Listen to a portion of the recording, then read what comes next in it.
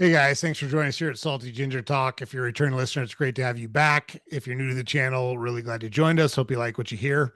So, our guest today, super intelligent, super interesting guy. His name is Martin Pytela.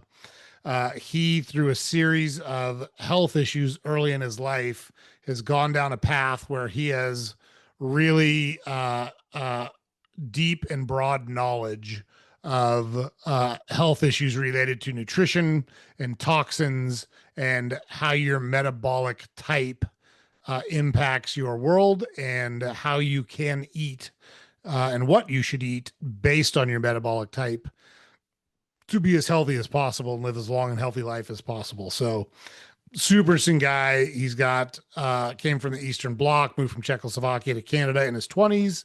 He's been in Canada the rest of his life, and he's got some stories to talk about there as well. So without further ado, let's just bring Martin onto the show right now. Thanks for joining us today. I'm really looking forward to whatever transpires in the next little while. Thank you for having me on. Well, we're going to pump you for all your expertise that you've developed over decades in the health and wellness space. I Oh, use that word very loosely because you are not in the establishment. And I think it's very important that people know that. They'll pick up on that very quickly as a yeah. part of our conversation. And I'm really looking forward to it. So, your whole journey started because you got Mercury fillings as a kid and moved to Canada where you've started finding out all sorts of stuff. And that's led you down the path that you're on now. You mind talking about that? Yeah, you have it in the opposite order. I Oh, was a 24-year-old guy who showed up in Canada, having left Czechoslovakia, the police state. This was a one-way ticket out mm. of the communist paradise, or or the it's honestly, I have it in my pores, right? Like I smell it, I feel it, I know it when it's rising around me. In these last 5 years, especially around 2020, I started to panic because all of a sudden I was feeling it closing in on me again. And I Mm. was thinking, where am I going to go now? Mm. But anyway, so I was 24 and I had my first job. And with the job came health insurance. And I went to the dentist because I haven't had a checkup in some years. And they asked, do you have health insurance? And I said, yeah, the full deal. And I didn't know that that was a stupid thing to say because then they just rolled out x-rays of the whole thing. And then they showed me how my teeth were not up to par and how I needed to have fillings. And then they said, well, you can take the silver fillings, they last twice as long, or the white fillings, they cost extra. And I said, well, is there much difference? And they said, no, no, no, no difference, just choice, silver or white. And I said, well, I'm not vain, I'll go silver. So ignorant, so stupid of me, right? It wasn't a silver filling, it was silver mercury amalgam filling. The mercury that they shipped to that dental office was coming in a hazardous material handling box, and they were containing the output that was down into the sink. They were having to filter it and collect it and send it back in a hazardous material handling box. But somehow, magically, in my mouth, it transformed into this benign nothing. And Mercury was, for those that don't know, Mercury used to be used to waterproof and felt hats. And it actually made the haberdashers and the people that made hats go crazy, which is where the phrase mad as a hatter comes from. Yeah. So this isn't new information. We've known for decades that Yeah. mercury was poisonous and caused insanity in people with Yeah. long-term exposure. And so they felt Yeah. still very comfortable putting it in Martin's mouth when he was Yeah. 24 Yeah. years old getting his fillings. Yeah. Yeah. And so, like, for example, a fellow known as Bobby made a career of saving rivers from being poisoned by mercury and successfully extracting a lot of money from irresponsible manufacturers, right? Yep. And he's the Health and Human Services Secretary now. Yeah. And well, the main reason that the industry has fallen on him or trying to suppress him is because the irrefutable logic follows. If mercury makes fish sick, it also will make other life forms sick. We Sure. Yeah. just somehow have ignored it. And well, anyway, so at some point I reached the threshold, right? Like I have the genetics that include this MTHFR mutation, which makes me less capable of getting rid of toxic things. So age 25, I was going downhill. Mm. By the time I was 35, I had plantar fasciitis, I had carpal tunnel syndrome, my back went out, I had gum recession, I had periodontal disease, I had allergies, and I was putting on weight, and my thyroid was shot. Boom, boom, boom, boom, gradual destruction, right? Because mercury destroys especially the physical structures in the body. So as my discs were weakening, my spine was less and less able to stay together. How So does that happen? Does it like denature proteins, or how does mercury actually cause that? Do you know the physical yeah, damage? it's called displacement. Like for example, lead in water will displace calcium. So you will have calcium related problems if your water contains lead. Okay. In mercury, there's a particular amino acid which I'm struggling to remember right now.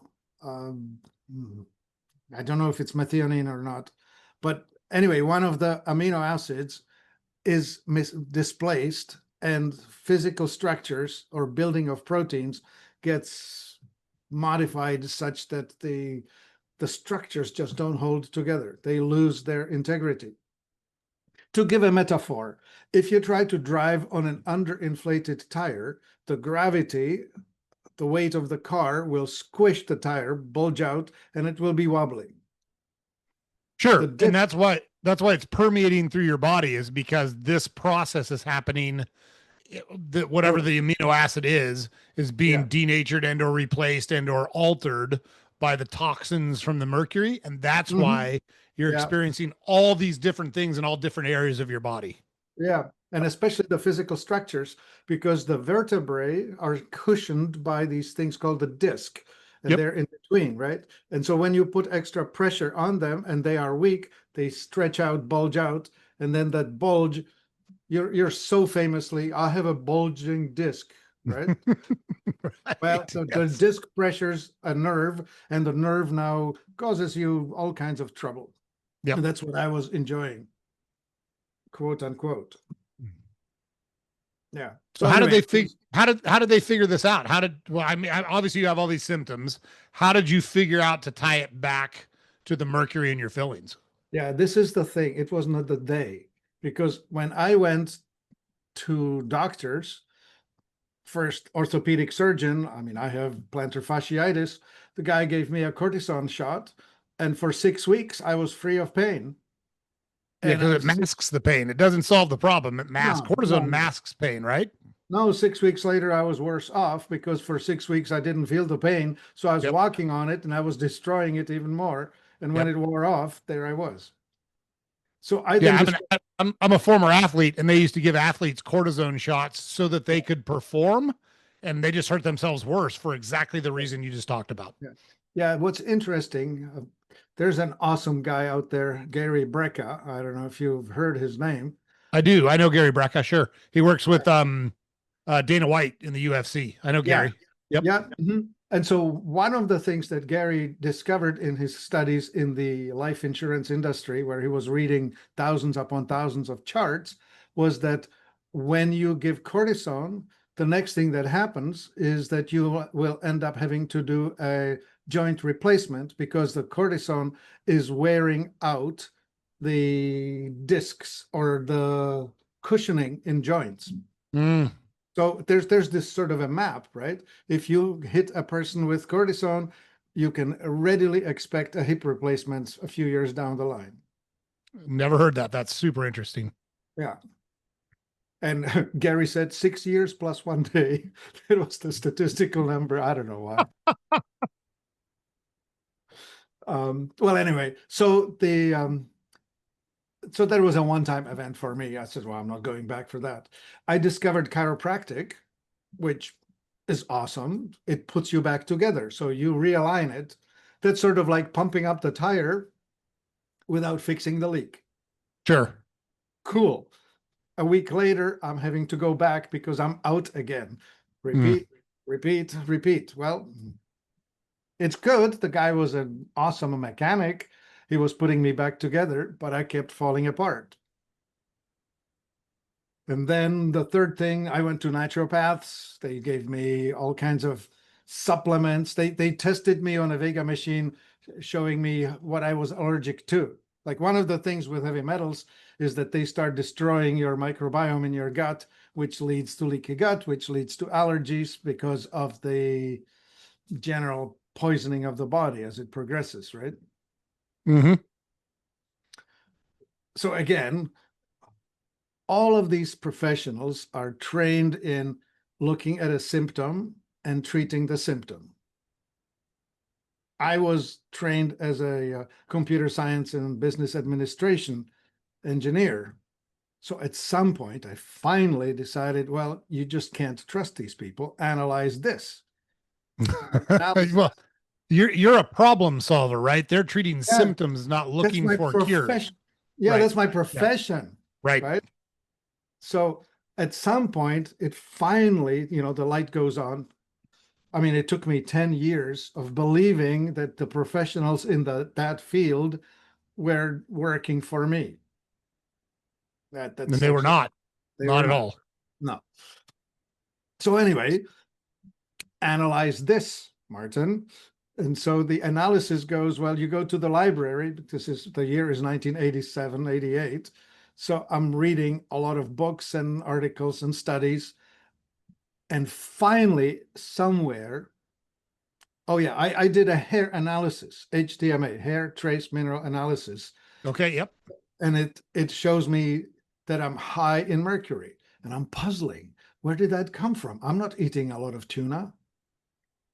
Like no connection, right? That silver Mm. amalgam still didn't come on in my head. And then finally, I read some study that says silver amalgam is actually mercury silver amalgam. Oh, And I thought, oh, there it is. So the light goes off. So then the next path is how do I find something to get the mercury out of me? yep. And again, so there are multiple ways. I was at that time living in small town away from a lot of resources. So that's actually a good thing because I had to dig and I found that zeolite is something that is a very, very good binder of these large molecules. It binds lead, mercury, cadmium, thorium, all kinds of poisonous stuff. It even binds volatile organic compounds and plastics. So So it binds, it goes in your body, binds to those and helps you flush them out of your body. Is that what it yeah, does? it's quite unique.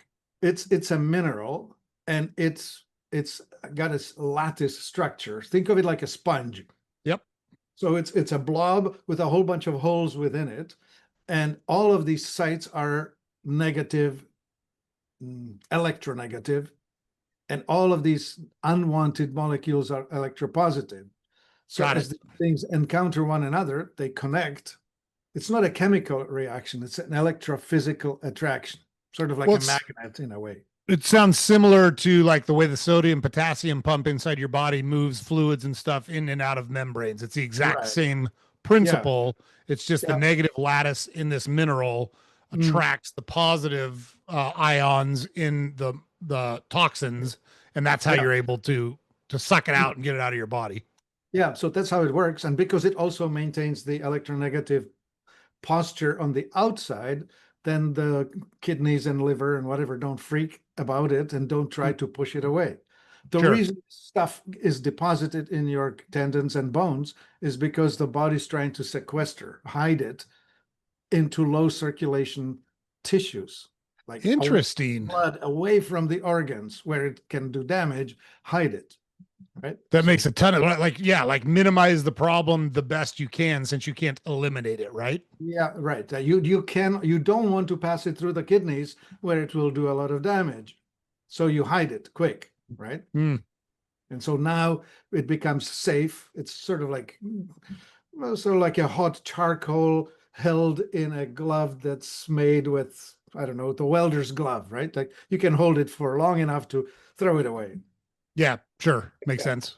Yeah, anyway, so that's what I've discovered and used. And sure enough, within a few years, the symptoms started going away. My back strengthened, my flexibility returned, my allergies went away, all of that, right? So, So the my question here is these I want to call them connective tissues, but I don't know if that's right. that's a These good thing. tissues, whatever they are, um, they can regenerate after you've removed the toxin and kind of rebuild to the proper structure. Right. Yeah, Okay. there's this cellular renewal rate, right? Like your Yep. gut lining is changed every day or so. Your bones, 3, 4, 5, 7 years. Your Yep. liver every 6 to 8 weeks. So there are different rates of change, but eventually it all turns over. Yeah, Wow. Super interesting. So you discover this on your own. You do all this work, heal yourself essentially, yeah. and then what do you do? Like you obviously you didn't just sit there and go, "Hey, good for me." Well, first I did, yeah. So I was at my bottom in 88, 89. That was the darkest time of my life. Mm, And so in the next 7, 8, 10 years, I got better. And then 1999, the Y2K conversation was on, and I was in the information technology. And I was thinking, well, I don't know if this is a real thing or just a rumor. Um, People were working quite hard at eliminating this Y2K threat. yep. But there were voices that were saying, this thing could blow up. We could have a shutdown. No, I remember that. So for those that didn't live through the Y2K, so when computer code was written, nobody thought about everything was that had a year in it had two digits. So it was 73, 74, because everyone assumed 1973, 74. Yeah. Nobody knew when it turned to the year 2000 if those first two digits were going to screw things up. So there was doomsday people out there saying planes were going to fall out of the sky at midnight on Yeah. the when the clock turned to 2000, water Yeah. supplies were going to shut down, energy grids were going to shut down. Yeah. Yeah. And All that. Martin's right in the middle of all this because he's a pro he's a Yeah. programmer. I'm So working in the he's field. I was, in yeah. fact, consulting on some Y2K jobs where we were working with the municipality doing an assessment and checking the systems. And we were saying, okay, you're safe here, you're safe here. This has to be reprogrammed. Right. We were going through stuff, right? Yeah. Anyway, I thought, well, it's going to be way safer to be somewhere in a small town than in a metropolitan area. And so I moved my family, the children, two daughters, were in, I think it was grade 5 and 7 or something like that. So I moved the family. We went into a small town, and I no longer had access to high paying consulting jobs because I was in a small town. So, Yeah. so I thought, well, I'll become my own client because I was helping build websites and whatever. So I built a website for me, Mm, and it was a website about what I learned. The chronic degenerative inflammatory disease of metabolic origin.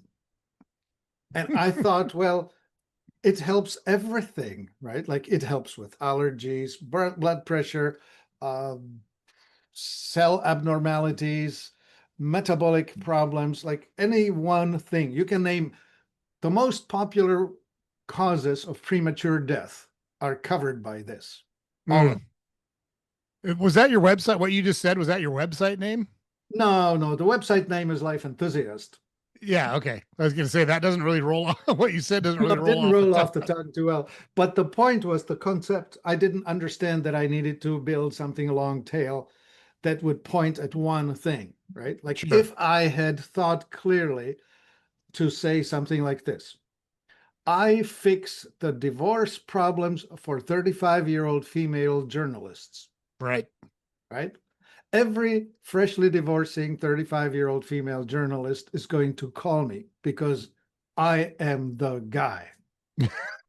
Yeah, got right? it. But instead, you've opened it up to the entire universe of Yeah. issues that are created by this symptom or the by this poison that we're Yeah. all exposed to.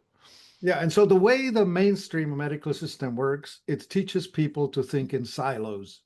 It teaches you to think about a problem and a treatment of a problem, not a solution that we would call cure. No, they talk about treatment. So you have a headache. The headache is not caused by a deficiency in Excedrin, but they sell it to you as a solution. Yep. It's not the cause. Anyway, Right. so I was building it as a management consultant, but I was pushing uphill against the miseducation of the masses who are taught to think of health problems in symptoms rather than in causes. Well, you'll appreciate this, Martin. I've said for years, even since I was a kid, that there's a reason that they call what lawyers and doctors do a practice. And it's because they don't know what they're talking about a lot, right? There's a reason it's not called a business, it's called a practice. And Mm. they don't know everything and they're figuring a lot of things out. And I think Martin's a really good example of someone who questioned things because what was happening to him didn't make sense to him. And keep that in mind as we keep moving forward because he's done a lot of really cool stuff, which we're going to keep talking about. So sorry to interrupt. Please keep going. Oh, no, no, that's good. Yeah, I so welcome your interruptions because what your wisdom combines with the whatever I'm missing, right? Anyway, Mm, so here we are, building the wrong business. So I'm essentially sentenced to build silos, but I'm trying to re-educate the masses of humanity to think globally. They don't want to. They want an easy button. They want me to sell them this thing that when they spray it in their face, it's going to take that pain away. yep. That's not how it works. Yep. In health, you need to, well, let's go like this. Say you have a house problem, you have 36 holes in your roof, and when it rains, you're catching water.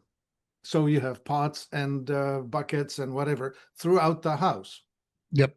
So if you fix one of the holes and it rains, you still have 35 buckets catching Yep. water. Yep. And that's how this works. You take one pill for one ill. That's how they design it.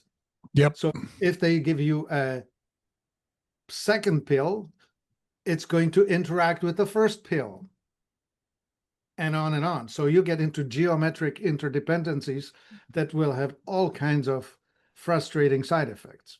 And by the way, the they that we're talking about here is the pharmacology industry and the medical industry. So we're talking about industries that have a tremendous amount of resources behind them that have no interest in changing the status quo because they're printing money with the way they have things set up now.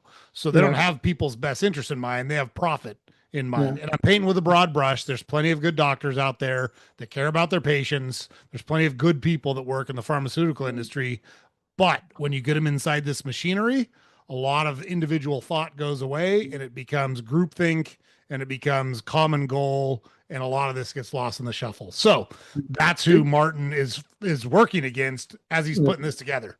yeah. Do you mind if I go into a bit of a political explanation? Fire away. Go ahead. Nope. It's all bets are off at Salty Ginger Talk. It's wide open. Yeah, okay. The degree I took back in Europe at the Institute of Economics was political science, and I have a state board exam in the Marxist-Leninist doctrine, which is the funniest thing, right? But I mean, you couldn't think of a better deal. So So before you keep going, Martin, I want you to come back on so we can have a conversation around just that. Well, so once we get through this stuff, I'd love to have you come on and talk about that. So please oh, continue. yeah, okay. So here's the deal. The problem we all have collectively in this society is money in politics. You take money and you use the money to hire a person to act on your behalf, speak on your behalf. That's called a lobbyist. And the lobbyist will help you write and pass a piece of legislation that will tilt the playing field in your favor. And the more money you have, the more you can tilt the field. Yep. And so in my work and in my investigation, every industry that I've ever looked at, I have found that they are corrupting the scene. So let's describe the human health. We start with putting money into growing more carbohydrates. It's done for strategic reasons because it's easier to store grains than it is to store meats or vegetables, right? Because Yep. you can store corn, wheat, rice, and lentils for years. So Sure. that's a strategic reserve. So you put money into that. So you're now growing taxpayer. So you and I give money to the government, and they will now give money to the farmer to grow more of corn, wheat, lentils, rice. So these are now tax subsidized. So that stuff now ends up in the hands of the food industry, and they will make with it cheaper than what they deserve foods, mostly carby stuff. Yep. Now you have underpaid people whom you support with food stamps. So this is tax money going into the hands of people who need help.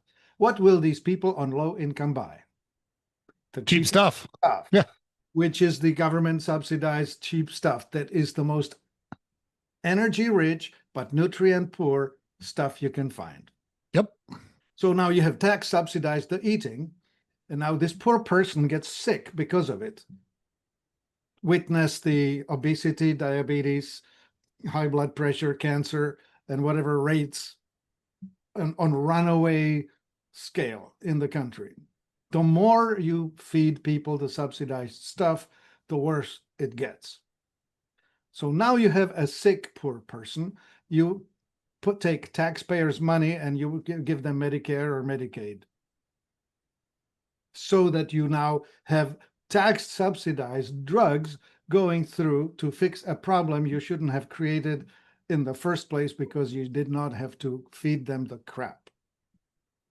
Now, You did create it. The how's that government created the problem. 100%. Yeah.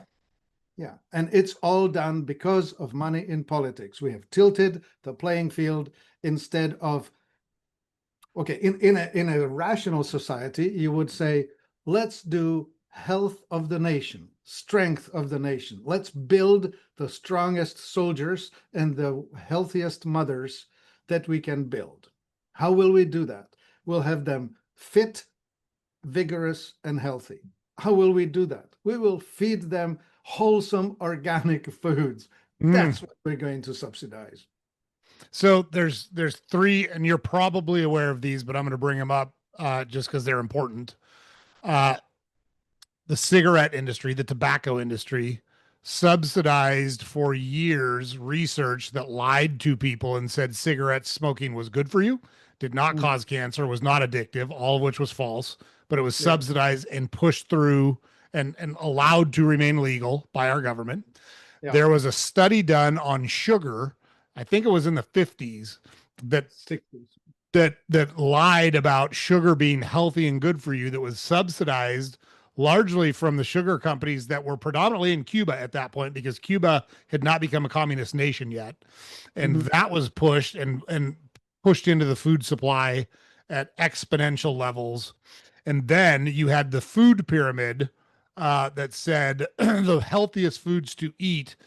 You know, I'm 53, and I remember learning a saying called 4432. That's the way for me and you, with 4 servings of grains and carbohydrates, 4 servings of, what was it, dairy, I think was next. No, fruits and vegetables. Fruits and vegetables were next. 3 of dairy and 2 of meat. And it was bass backwards. It was a complete opposite of what should have happened. But it was subsidized, like exactly like Martin just said. That's exactly what happened. And look when that took place, and look when all of these problems started happening right after all this legislation was pushed through based on these. But you know, we were so clever. We went after the tobacco industry, and they saw the writing on the wall. So what they did is they started diversifying, and they bought the food industry. Yeah, that's right. Today, most Nabisco RJR, yes, exactly right. The brands we know as Kraft and Heinz and whatever, they're mostly owned by the tobacco industry, like Yeah. Morris and I don't know, some names. I don't know these things.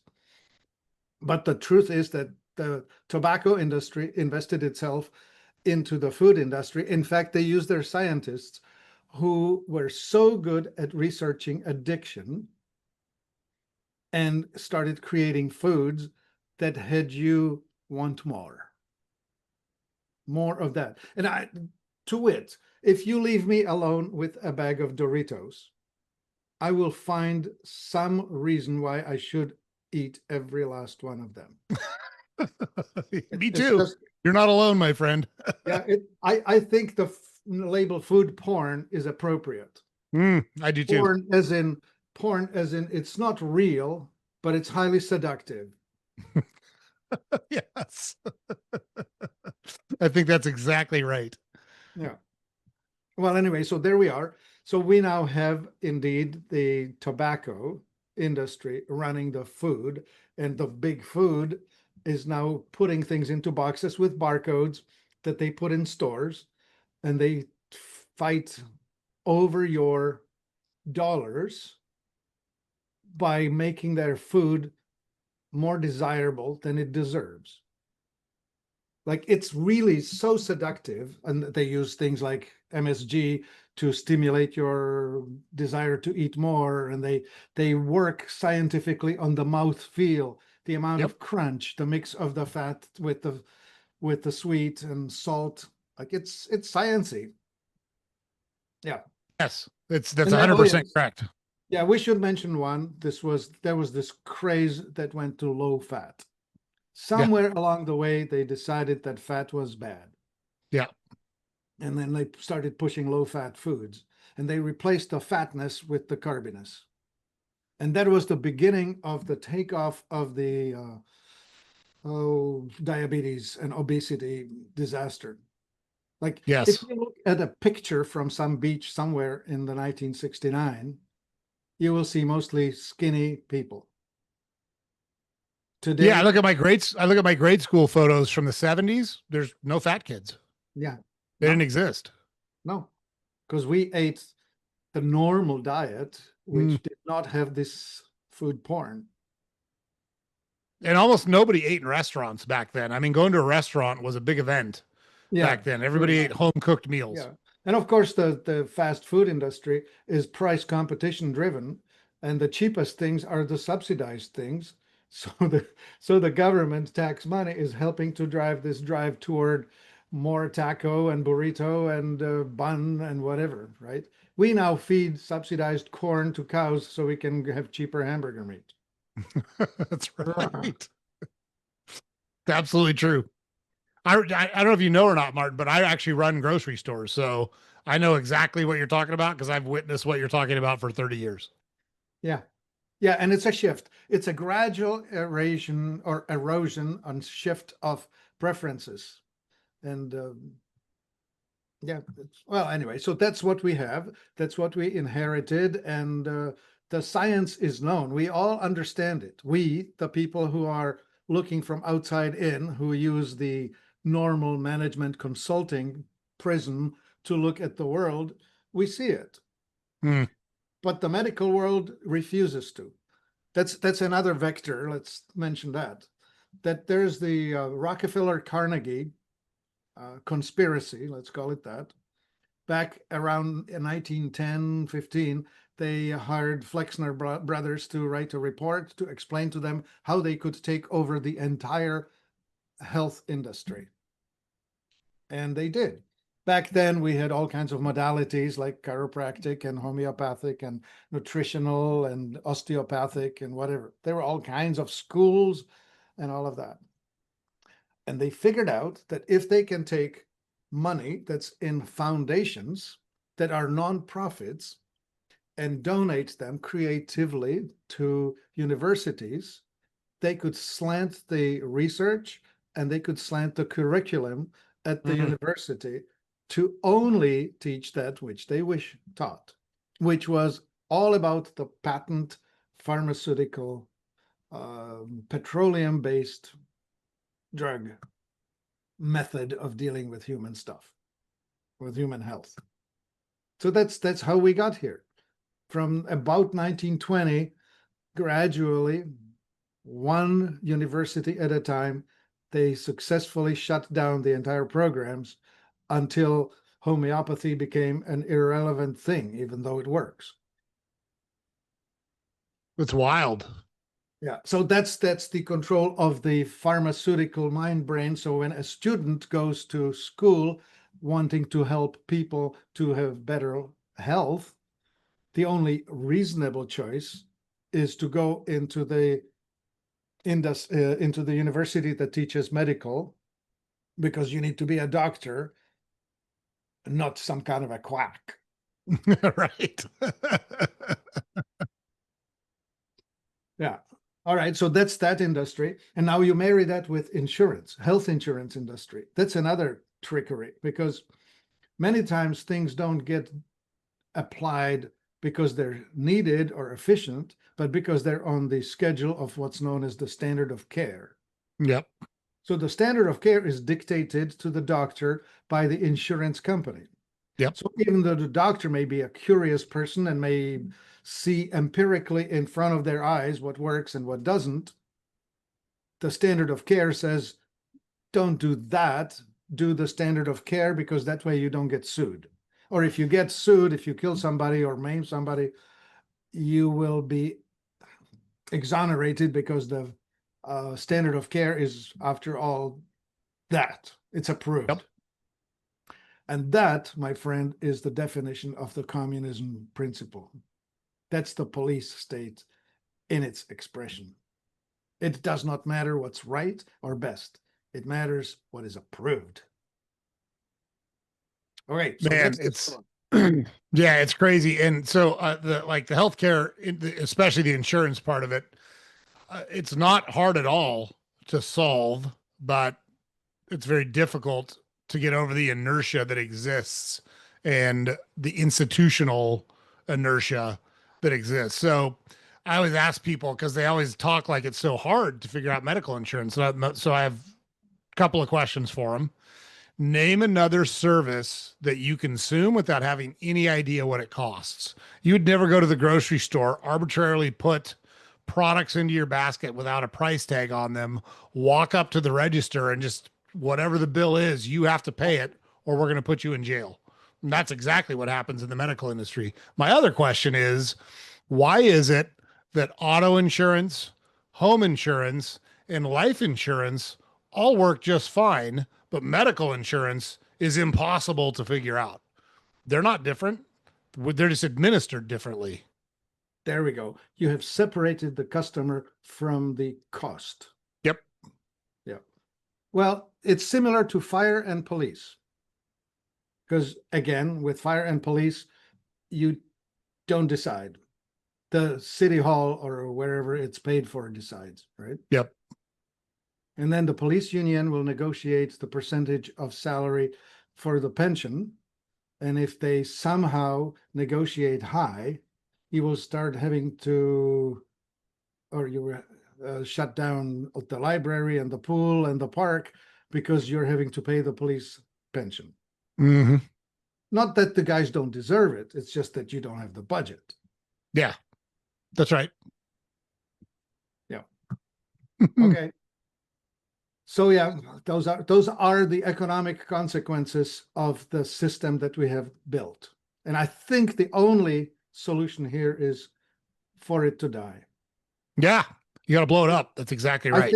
I think it's parasitic in its nature. You know, a parasite does not have a balance. It only knows forward. It only knows grow. Consumption. Consumption. Yep. And so the parasite will keep growing until it kills its host. Yep. And I think the day will come when the insurance industry just collapses under the weight of its own insanity. Yeah, well, and I appreciate that you came from an Eastern European country under communism, and so you have firsthand knowledge as well as firsthand education under those systems. And I'm like you, I need evidence to believe something. And whenever someone talks about socialism or communism, That's always my first question. Just show me where it's worked. Show me one place in human history that it has worked, and I'll listen to your arguments. But we have failed experiment after failed experiment after Yeah. they're batting 1,000. They always collapse under their own weight of their bureaucracy once it Yeah. grows too big, and it always will. I love this definition that Churchill uttered in public, in which he said, gentlemen, we know that capitalism is the uneven distribution of wealth. Socialism, on the other hand, is an equal distribution of poverty. That's right. And that's exactly what I worked in it. I lived in it, right? So what we did is we pretended to be working, and the government was pretending to be paying us for it. And Sure. it raced to the bottom. Who can do less? And so you tried to do the least possible for the 8 hours that you were conscripted to be at your job. And then you went home and worked for the 4 hours on your other thing, like you had a small plot garden or something, or you made stuff in your basement or whatever. Right? Mm. There was a phenomenally lively other economy. I bet. Yeah, totally. Because I'm sure that people were trying to fulfill needs that were not being met on these other things like a garden and or clothing and or whatever was missing from your life, right? Yeah. Oh, yeah. Yeah. It was very lively. Black market was totally fine. Yeah. Yeah. And that's the other thing. Socialism, communism always creates black markets. Always. I rarely make global statements, but I'll make that one. They Yeah. always lead to black markets. In fact, it's not the socialism, it's the regulation. Because Yeah. we right now here in this free country have black market in prostitution, in drugs, in I don't know, you name it. Yeah. I don't know what else. But You're anything 100% that right. gets regulated automatically creates a black market. That's how the mafia took hold of the United States was when prohibition happened. That's when Yeah. the mafia Yeah. rose in Yeah. the United States. Yeah. Yep. That was their money source. Yes. Yep. That's how they got started. That's exactly right. Uh-huh. So All right. you've built this website, you've tried to make this available to everybody, and you realize, hey, I'm targeting them in the wrong way. What I'm doing is not resonating with people. So what do you do then? Well, I still have that. So I try to build many silos now where I tell people, if you come to me with the label of high blood pressure, I still need you to understand that it's caused by some specific fundamental dysregulation. Maybe it's the calcium magnesium imbalance. Maybe it's the sodium potassium imbalance. Maybe it's the hydration imbalance. Maybe it's some food allergy.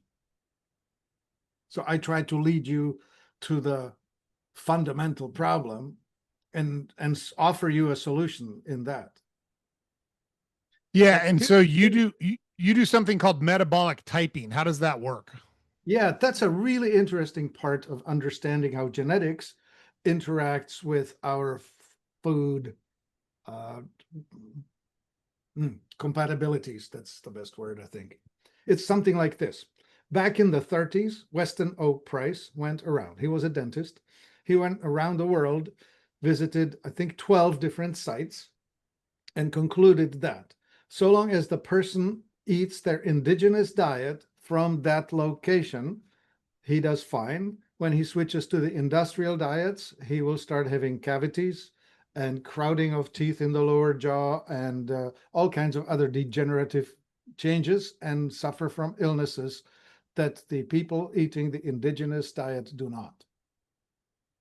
So to give an example, a child is born in the year 1500 in the middle of Switzerland in some alpine valley.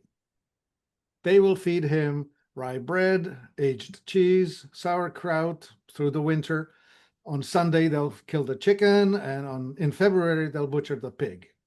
In February, because it's the cold month and it will last the longest because there's no refrigeration. So that's the Swiss experience, right? So genetically, if the kid is compatible with that food resource, he thrives.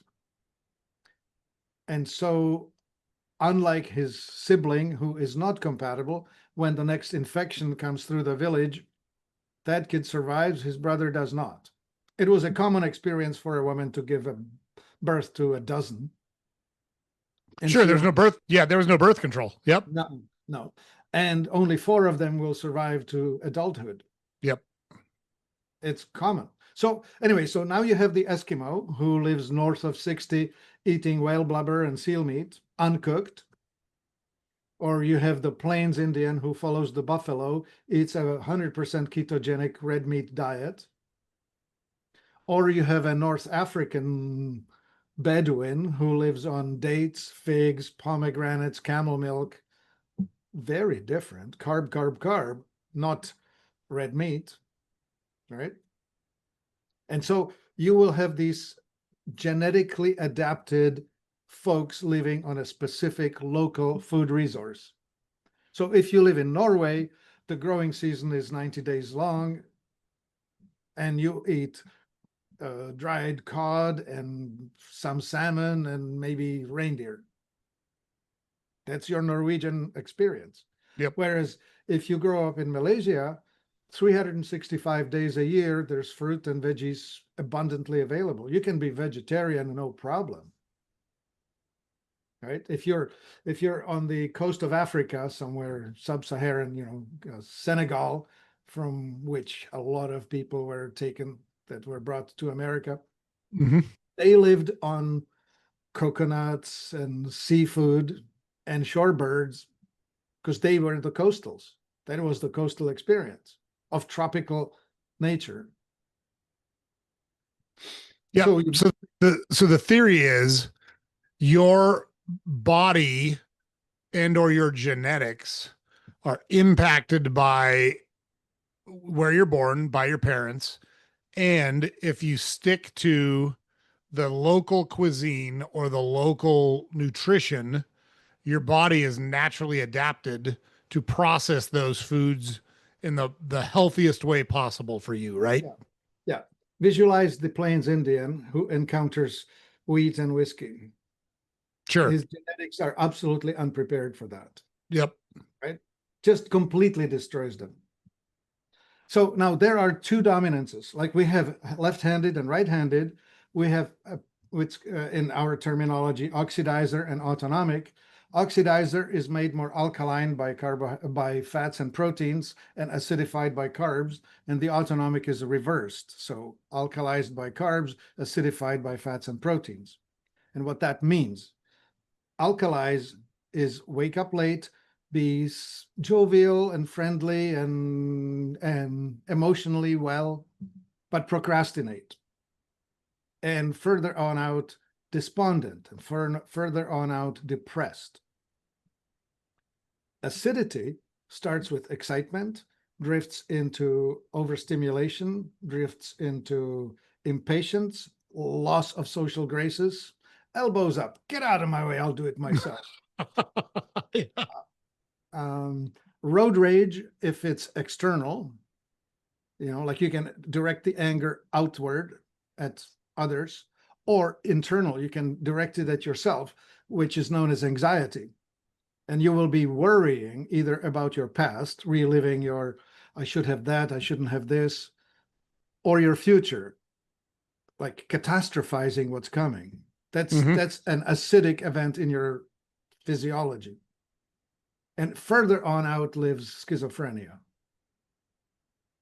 So if you acidify, you're in the fight or flight. If you alkalize, you're in the rest and repair modality.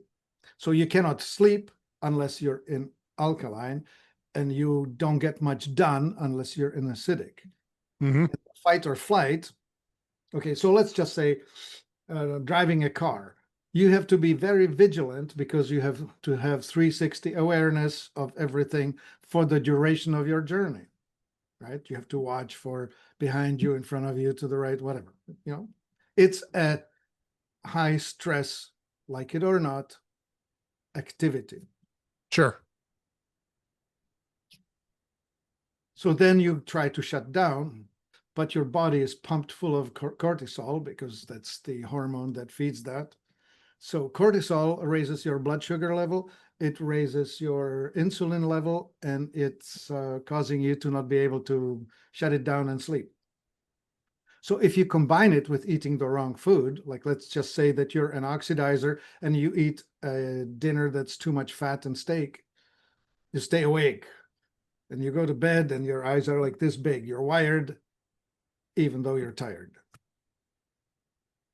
And then there's Yep. the opposite of it. You could just blow it and be depressed, right? You can't get out of the depression. You can't get out of bed. You just can't get motivated to get stuff done. You're staying alkaline. So we have these four corners. You can wake up either acidic or alkaline. So either over-motivated or under-motivated. And we need to bring you to the middle. But because we have these two types, it's not automatically easy to tell which you should do. So the metabolic typing quiz that we have will answer that when we ask you, so what happens when you eat high-fat, high-protein breakfast? Mm. What happens when you drink alcohol? This is the easiest one to explain. Go to a cocktail party and watch people. The people who are alkalized by alcohol start with getting more jovial, start taking the brakes off of their emotional limits. Then, Sure. then they overshare. Then they regret they overshared and start crying about it. And then they go to sleep. Whereas the oxidizer first starts by being awake, louder, more disagreeable, more argumentative, first verbally and then physically, and can't Yep. go to sleep. Stays up for days if he feeds it. Goes on a bender. It's a miserable, ugly, awful drunk who can't shut it down. That's the Yep. oxidizer on alcohol. And so on your website, and the website's Life Enthusiast, right? Yeah. Yep. So on your website, someone could go to your website and take this test. Is that what they do? Sure. Yeah. You type the word metabolic into the search box, up it comes. You pay me $97 and you answer 120 multiple choice questions, and we'll feed you back the info, which will answer two questions. One, this metabolic dominance. So I will teach you how you can control your emotions and manage them. And second, your endocrine dominance, which I haven't mentioned, and that is how you gain weight and lose weight. The physical body type is driven by the endocrine dominance, of which we have pituitary, adrenal, and thyroid. We have all three, but one of them will have the upper hand, right? Like on Sure. this circular space, you'll be somewhere not in the middle. Some people are in the middle, but those are rare. Most times they have clear preference. And so, for example, the thyroid dominant person will prefer starchy foods, but will gain weight with starchy foods and lose weight on fat. So that's the keto diet. And you Sure. will hear about it. Some people go on a keto diet and drop 50 pounds in the first month. Yep. Those were the thyroid dominant. If you do that with the adrenal type, you put on 25 pounds. What if so? If you're the adrenal type, what's the diet? What's the suggested diet for a healthy weight? Fat causes you to gain weight. And so you need to be on a salad and steak, low fat protein and veggies. Fruits and veggies. Yep. Yeah, not so much fruit. Really, because of the sugar. Well, so okay, fruit is a rare creature. Normally, fruit's only available in a fairly short amount of time. Like, And in specific environments, right? I mean, there's not a lot of there's not well, like citrus fruit in particular is only grown in like super tropical environments, right? so we should separate the European genetics environment or European genetics from people from the tropical countries. Yep. Okay. Because the Europeans were mostly cold climate folk. Yes. The tropicals are totally fine on fruit because they have been genetically adapting to it for thousands of years. Right. And look, that's why skin colors are different too, right? The closer you are to the equator, the darker your skin because it's a defense mechanism Right. for the ultraviolet rays and the sunburns and things like that. So Yeah. that's the discrepancy in skin color. Those are like Yeah. I'm from, I'm Irish by descent. Yeah. And so we lived way up north where it's cold. And Yeah. so I'm Yeah. super white. Yeah. Well, I have the Swedish genetics injected into me. I burn within 15 minutes of sunshine. Me too. I Yeah. can burn in the shade. Okay. Yes. Yeah, I can burn on a cloudy day. Yeah, Yeah. exactly. Yeah. Okay. Exactly. So, oh, you asked me about the weight gain, and we talked about the. Adrenal. We were talking about adrenal, but you had Oh said yeah, I the had brought up adrenal. you were talking about fruit. So talk Oh more yeah, about yeah. fruit. I Let's talk interrupted you about there. fruit. Yep. Yep. So fruit is loaded with fructose, which, unlike glucose is usable by all cells. Okay, we call it the Krebs cycle or the citric acid cycle. All the cells have mitochondria, and the mitochondria converts glucose into ATP, which is the human form of energy. So you have glucose and oxygen and water, and it's like a combustion engine. You put those three things together, and you're making energy. Sure. Fructose, no, you don't make that out of fructose. So the source of glucose is starch. That would be wheat, rice, barley, potato, sweet potato, those things.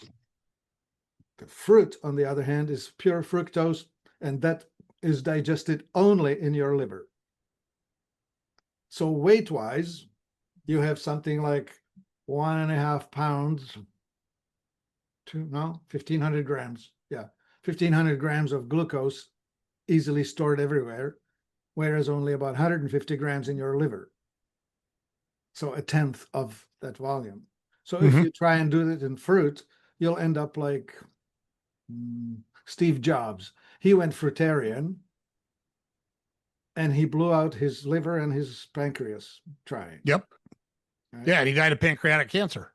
Yeah, because in some years earlier, he got this. Well, he was a bit obsessive and he decided to be the cleanest person possible and went fruitarian.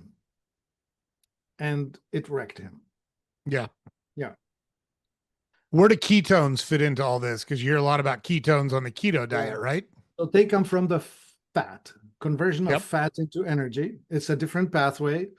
And ketones is what your brain loves. If you overdo the glucose, your brain starts losing its ability to think clearly. Ketones Hmm. support it.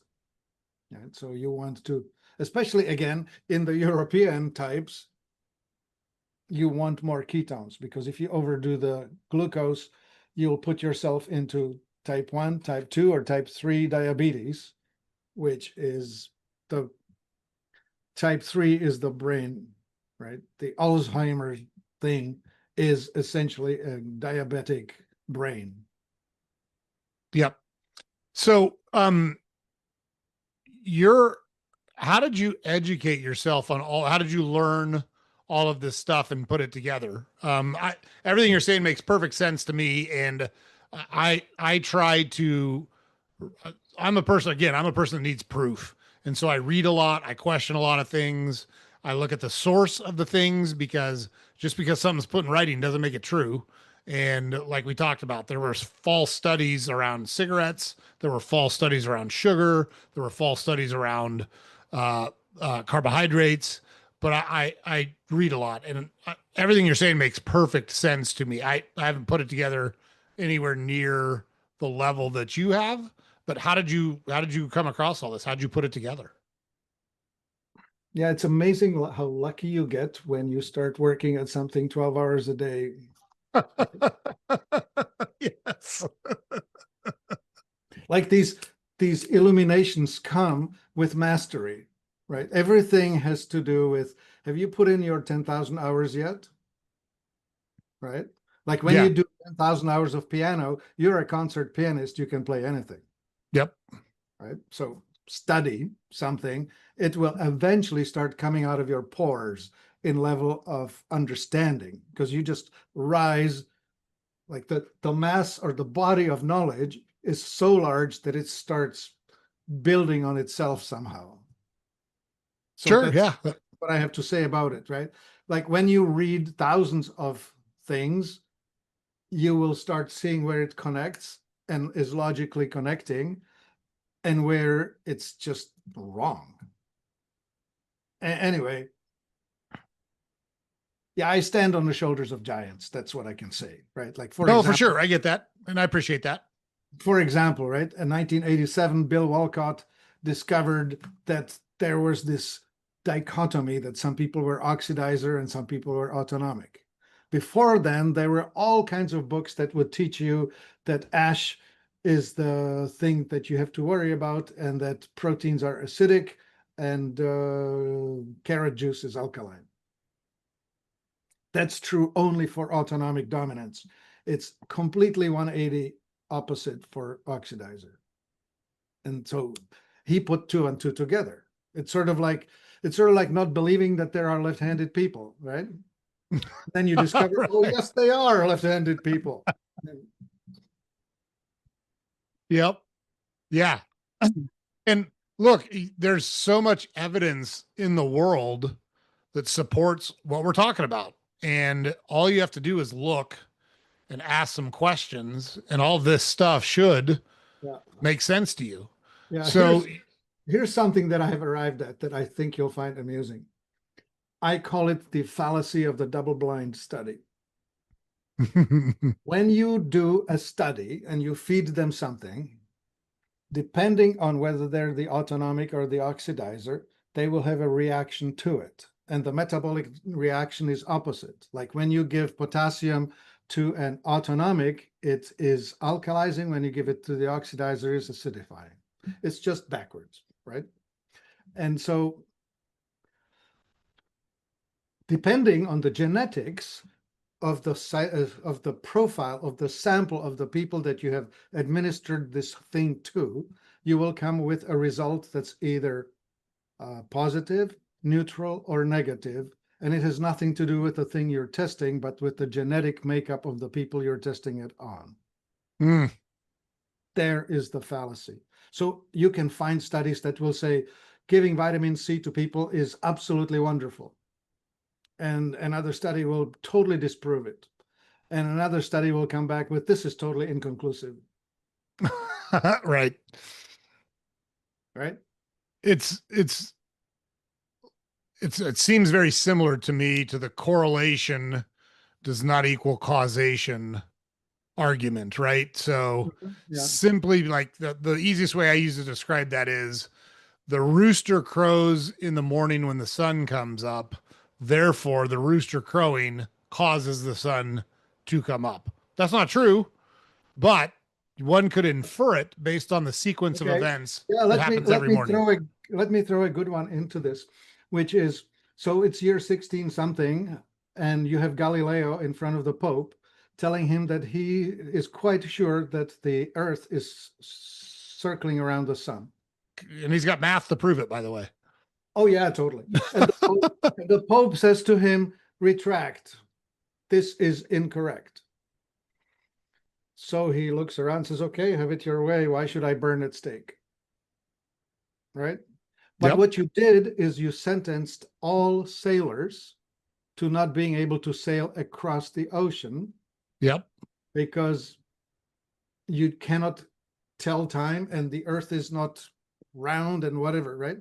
I don't know. Maybe I'm mixing the metaphors, but you cannot imagine sailing over the edge of the earth if the earth is flat, Yep. right? Like that sort of thing. Yeah. It's crazy.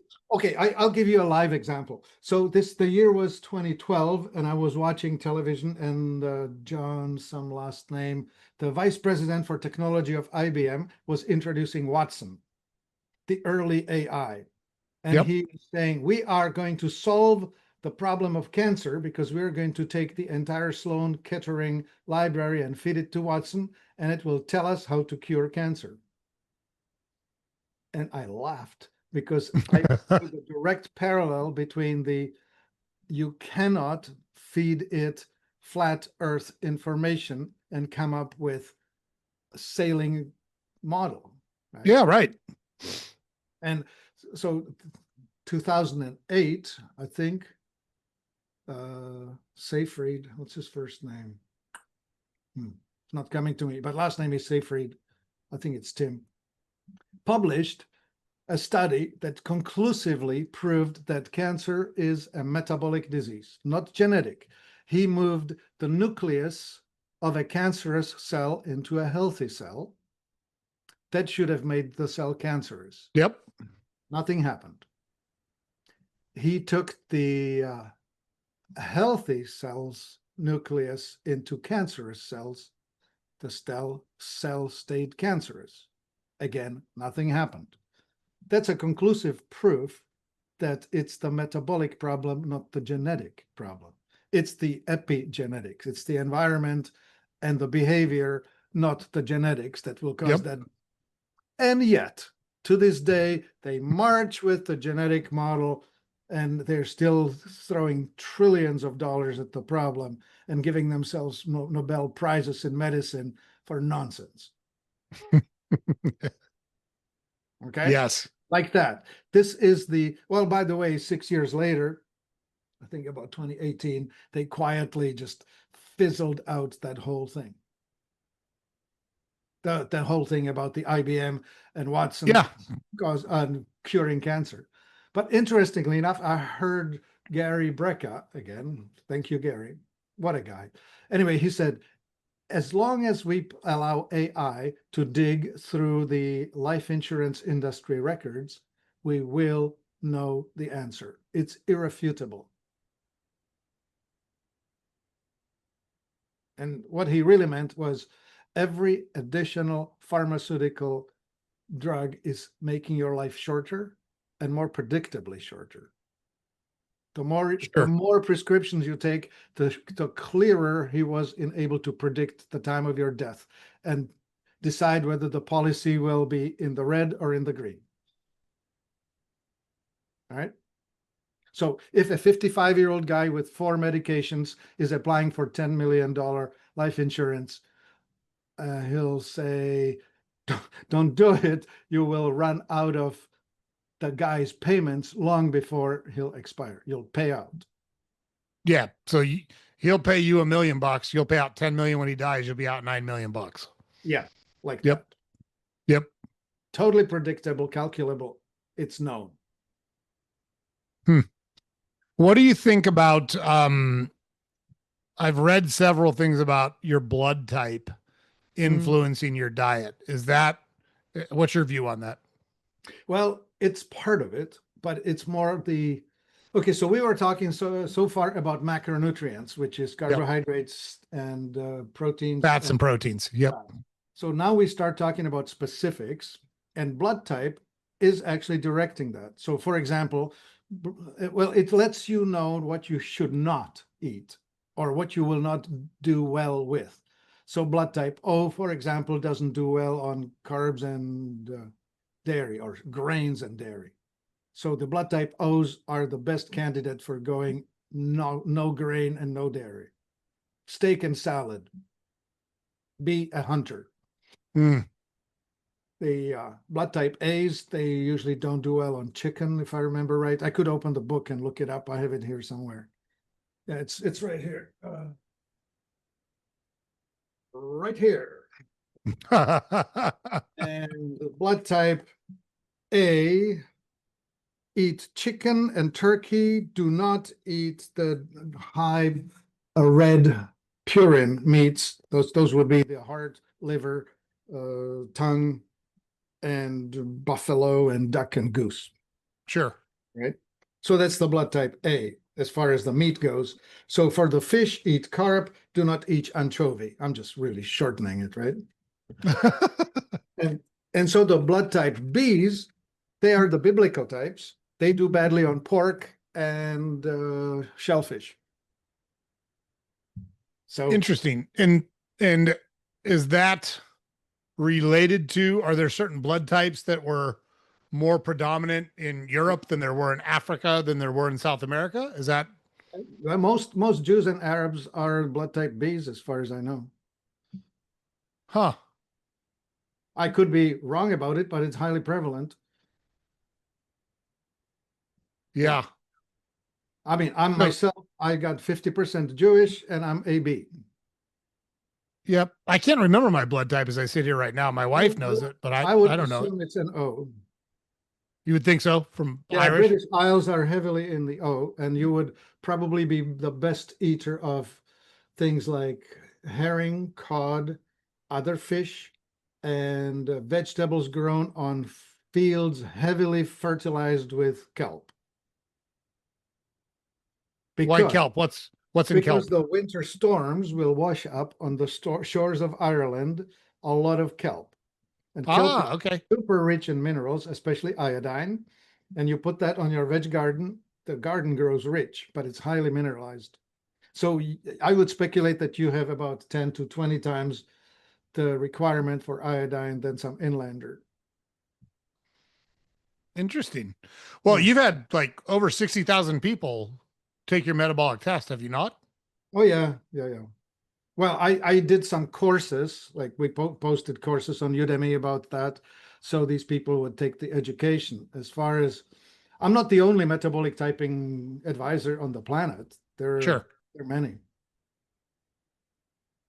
So yeah, thousands of people have taken it. Do you have do you collaborate much with other metabolic typing experts? I would love to, but they seem to be wanting to do their own thing. Gotcha. No, I mean, it's obvious that your path here and the reason that you do what you do as it relates to this. And is this your full-time thing now, or do you still in Oh the yeah. IT industry? Well, no, I mean, I'm running two companies. Company A is called Exula, and that manufactures superfoods. So we take God-made natural vegetarian stuff and we turn it into superfood blends, which will help you. We make foundationals, which is something that you take every day early in the day. And then we make specialized, which will support your liver, your cardiovascular, your pancreas, your gut and elimination, or your structural, like bones and whatever. So we have these specialized things. It's a nutritional. We believe Mm-hmm. that food builds structure and builds health, function. So that's one. That's why I run that business. And then the other business, the Life Enthusiast, it sells the Exula products. I think about a third of what we sell is that. And the other two-thirds are things that fit around it, like minerals and enzymes and all kinds of stuff that rounds it out. Because the way the human body breaks down is quite complex. I'll give you a lovely metaphor. Take a fleet of pickup trucks. You're a forestry or a mining company, and you buy 60 pickup trucks and you send it out into the field, and the guys just abuse the heck out of it. Yeah. They don't maintain it. They just drive it through horrible roads in dusty environments. And a year later, out of the 60 trucks, 30 are broken down. One has a blown head gasket, one has a blown differential, another one has, the different parts of the thing failed. It has different points of failure, it depending whether it hit a pothole or a tree. Stuff, right? Yep.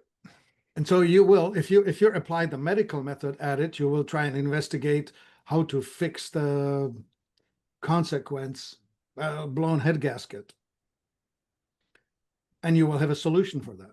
But the thing is that you need to teach your drivers to not over rev the darn thing and change the oil often enough so you don't blow head gaskets, Yep.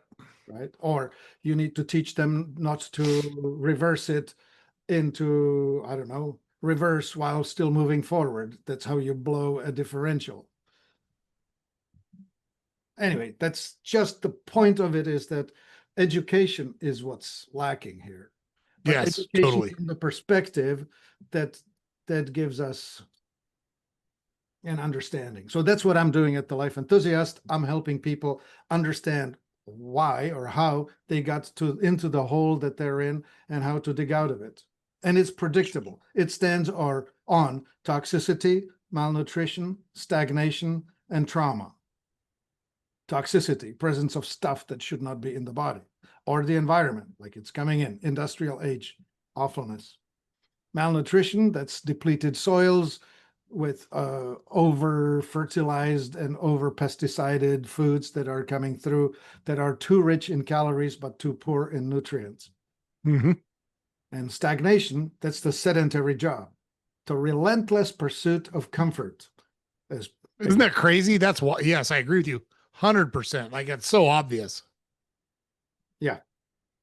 You know, here goes. So I am supposed to work against stress, right? So my bone is made more mineral dense in resistance to the muscle acting against it. The muscle is having to stress the bone, otherwise the minerals don't settle. And as I'm exercising the muscle mass grows, and that's where the storage of energy is. Like if I lose my muscle mass, I will become feeble. Mm-hmm. And the only way to not lose the muscle mass is to exercise against resistance. So being sedentary is completely antithetical to health. Yeah, I was gonna. So I've heard a saying that I love and I completely agree with, that food is the most abused drug in the world, and exercise is the least prescribed medicine in the world. And I What does couldn't that agree mean? with it more. That's just so beautiful. It's so perfectly stated. Yeah. I was going to ask you about exercise, but it came up organically in our Yeah, conversation. So, right. some version, and you just talked about, it sounds like resistance exercise in particular is very important. Yeah. Yeah. The Lifting H, and stretching and those kinds of things. well, you have two issues, right? You have the flexibility of the joint. You would want to reach the maximum every day. So that would be yoga, stretchy, right? And then you want to also practice HIIT, high intensity interval training, Yep. where you press the muscle to its maximum resistance. Like you should take as big a weight as you can handle to make 8 to 10 reps. Like you should Sure. completely fail to do the 10th. Yeah, so it's funny. I was a baseball player when I was younger, so I spent a lot of time in the weight room, say from the time I was 10 to the time I was, call it, 22, and then I've lifted the rest of my life, but not nearly to the level of intensity that I did when I was training to be like a professional athlete. Right. But we were encouraged to go to failure frequently. Like go until you can't finish the last rep. It's the only way you know that you're maximizing your workout and you're maximizing your effort. Right. So But yeah, you should only do a few, right? that's Like right. That's right. 10 is enough. 10th, the 10th one should be the fail. Yes. Yeah, you should do 9.5. Yeah. Well, yeah, you fail the 10th. So, for example, you do a pull up, right? Should you be able to do it? Right. There's so many people who can't do a pull up. Anyway, so if you do a pull up, if you do 10 of them and you can keep going, you need to tie yourself with some weight. So you fail, right? Like Yep. when you do endurance stuff, you don't build muscle, you build endurance, which is Yep. not nothing, it's useful, but you just work out into infinity. Anyway, HIIT is the best way to build bone and muscle, which are the Just what's biggest predictors for longevity or health. What's that word? Healthy aging, as opposed to decline and sitting in front of a television that you don't understand while drooling. yeah. Yes, exactly. So I say that a lot. There's a difference between being alive and living. So simply because you're drawing breath and your heart is beating, you know, your goal, at least I think, your goal should be to have as many healthy and productive years as possible. Yeah, You want, at least for me, when my time comes, I want that to be a precipitous event. I want to be super healthy and then I want it to be over. yeah. Yeah, yeah. I want to die in my 90s in a skiing accident. Yeah, there you go. Something like that. That's perfect. Whatever, right? That's exactly right. Yeah. I So, died at death at 96 by getting hit in my head in my surfboard. Yeah, yeah, there you go. yeah. There you All right. go. I'm hoping that, I have one more night with my wife and I fall asleep and I never wake up. That's my goal Okay. in my 90s. Okay. Well, I wish you well. That's a lofty dream because uh, that thing, the hormonal health, tends to decline kind of gradually, and Yes. it. Yeah. All right. Well, I wish you success. You too. I hope you, when you're 97, hit a tree on a black diamond run and you enjoy Yeah. everything right up until that impact. Yeah. That's it. So, on your businesses, how many other people are involved? You can't do this all on your own, can you? No, no, no. There's a crew. I think it's six or so at the manufacturing. It's a small business, Yep. and the website. I think it has something like 7 or 8 people, and the physical business is all in one location. They're there. They're moving physical things. The Hmm. internet business that's all over the planet. I have people that only meet virtually because we have people in the Philippines, in Pakistan, in India, in Canada, in the US, like just variety all over, everywhere. Yeah. Our producer for our podcast, he's in the Philippines. He does a great job for us. Yeah, Technology is a wonderful thing yeah, if that, used properly. yeah. And what's interesting, of course, I don't know how long this is going to last because we currently have this economic disparity where $10 an hour is actually a decent living wage in the Philippines. Yeah. So we can afford it. At someday, I don't know what's going to happen. The AI is arriving, and this may be replaced by AI, and there will be something else they'll have to figure out to do. I don't know. Yes. Yes, for sure. But in And but same in America, I'm just thinking about all the legals, paralegals, or doctors, or medical advisors, or whatever. All of that is going away. Today, I can take my medical history, if I'm willing to type it out, all of the things that happened to me, all of the therapies I took with the level of success that they gave, and my recent blood test and my recent whatever else test. I can bundle it all up, feed it into a AI, take your pick, Copilot, Chat GPT, whatever, and tell it, describe what you think this is and give me a prognosis and give me a best strategy going forward. It'll it'll do a better job than most doctors. yeah, that's right. Yeah. And then But think it about will all the, not. go ahead. Sorry. No, no. But it will not compete with me because the answers, it's a funniest thing. I will ask the AI to give me an overview of, like, I could ask it something like, give me the overview of cardiovascular health in America and propose strategies. And it will give me an excellent overview. And then the proposed strategies I will invert because everything they're suggesting is completely backwards. It's a bunch of drugs, right? Yeah, Prescriptions. yeah. Yeah. Yeah, and then think about all of the like copywriting jobs and filing or data collection and data recording jobs. Those are going to go away. They just are. It's interesting. I've heard lots of folks in the financial industry that hire uh, analysts. So here's a set of financials from a company. Go through this and give me a synopsis of the company. You can load all that into AI now, and it will produce it in a matter of minutes, where it takes a person weeks to do the same thing. So, Yeah. um, but we've seen this before in history, and society will morph in a way that provides a solution for people to provide for their families and earn income Oh, and get food or whatever. mhm. Like, this was in the Industrial Revolution, everyone stopped farming and moved to cities and started working in factories, and somehow everyone still got fed. That's we've spent a lot of time talking about the problems that we've now experienced since that industry Well, has grown so big and powerful. yeah, if I have more time on my hand, I could grow my own food, right? Yeah, exactly. So Maybe it'll all come full circle.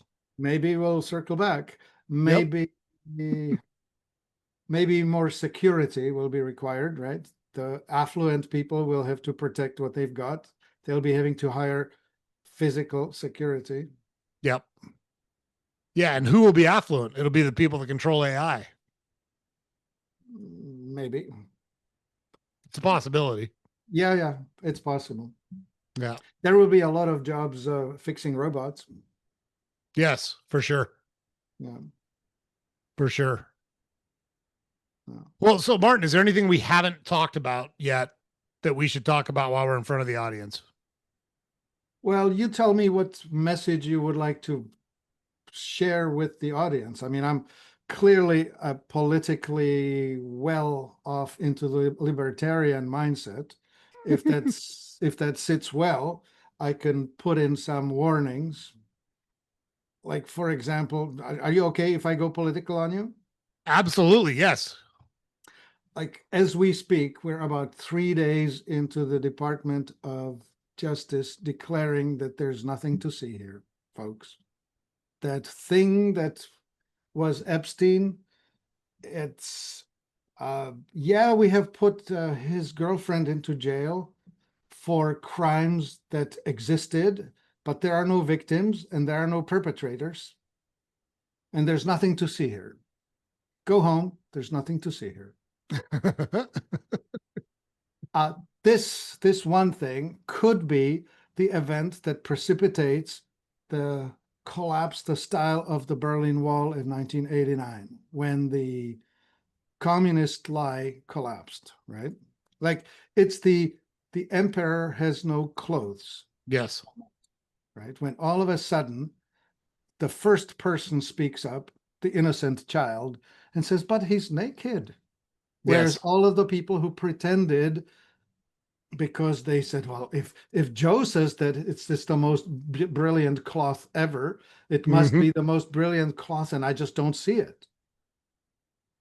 So that's what I speculate might be the precipitating event. I don't know because we're too early into it, but it's my expectation. Because I left the communist bloc in 1976. In 1975, they signed a Helsinki Accord in which they said, we will honor our constitution, which gave me the right of assembly and expression. And then within 6 months, they just completely stomped all over anyone who tried. Sure. So in 76, I and several friends have decided, well, this is hopeless. There's no uprising. So we're out. So we left. But in 89, which is only 13 years later, Yep. the whole thing went down. Now we are in a funny story. We are in an astrological period. I don't know if you're into astrology, but it seems to have an effect on things that is broadly correspondent to the 1775 to 1780, 95 time frame. Hmm. So we could expect dramatic changes in structures. Like, the Bastille Day was 1789. The US thing went in 1776, and I don't know when was the Constitution? 83 or something like that? 1789. Yep. 89. Yeah. So those are the years. We're in the echo. This is the first time since then when we're repeating the astrological alignment. Interesting. I didn't know that. Yeah. It's called Pluto in Aquarius.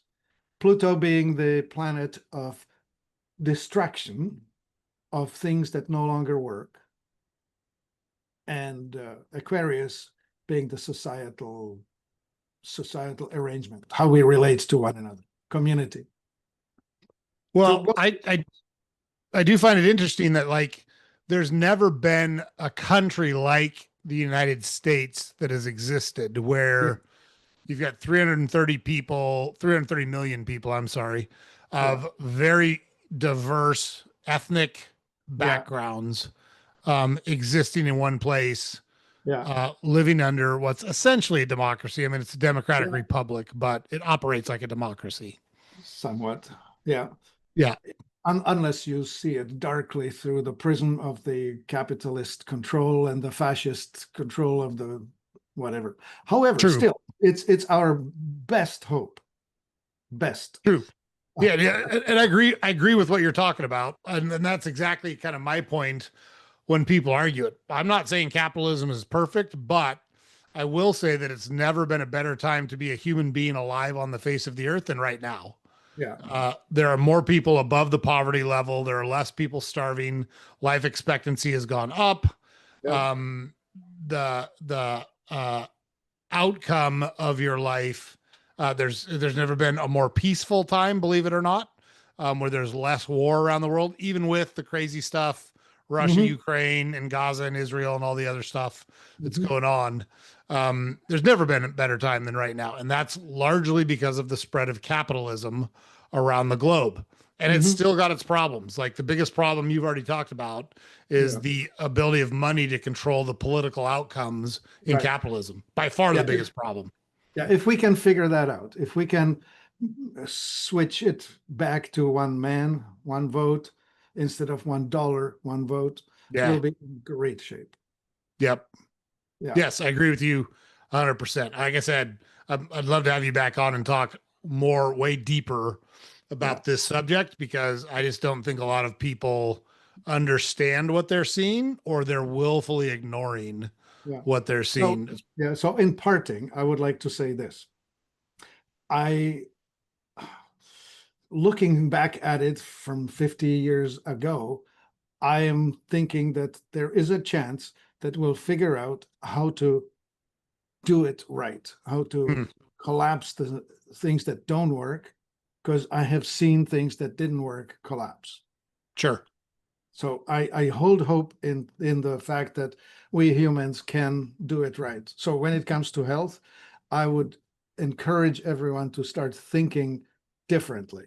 Think about the cause rather than the symptom. So if you want to talk about health, come back to Life Enthusiast, get yourself a 15-minute free appointment with a health coach where we'll ask you questions about how you got here, you're here, and what the map might be to get to a better place. Most of which will be focus on functional changes at the cell level rather than at the organ level. Mm, Like if you have an eye problem, it's less an eye problem, but a metabolic condition that's giving a rise to the eye problem, sure. like that. Makes perfect sense. And everybody, we'll have the link to Life Enthusiast in the show notes. You don't have to go look for it. Go down to the show notes, click on it there, take you right to Martin's website. What have you got to lose here? I mean, unless you are the pillar of health and nothing's wrong with you, like what do you have to lose? Like if you're overweight, if you're out of shape, if you have chronic pain, if you are experiencing a degeneration somewhere in your body, your eyesight's not working as well as it used to, or you don't have the flexibility or mobility that you used to. What do you got to lose? What do you got to Yeah. lose? That's all I would say. Yeah. And actually, people get motivated by loss of something, right? People get Yeah. motivated by pain. But truly, the same behavior that takes you from miserable pain to feeling normal, if you start from feeling normal, it'll take you, same trajectory, it'll take you to feeling so awesome that you never thought possible. There I is a love it. whole new world out there past the I'm okay to I, I can't believe a person can feel this good. Yes. And that's where you want to be. That's Hmm? where you want to be. So go check out the website. You can do a 15-minute thing for free. You got nothing to lose. You never know where it'll lead you. So, Martin, thank you so much for joining us. Really appreciated it. I'll keep in touch. I'd love to have you come back on and talk a little bit more about politics and economics because I think there's a Yeah. great conversation there. Thank you. I love the questions you asked. Thank you. Awesome. Thanks so much. Have a great night. Appreciate it. Thank you. Okay, guys, there you go. Martin did not disappoint. Super bright guy. I loved hearing him educate all of us on metabolic types and the different food groups and, sorry, the different, what's the word I'm looking for? Macronutrients, I'm sorry, and the theory and evidence that based on where you're from impacts what type of foods are best for you and which types of foods you should avoid. His story of curing his chronic health problems through a series of diet changes and exercise really resonates with us. So, hope you found it interesting. Don't forget to head over to his website. It's in the show notes, like we talked about.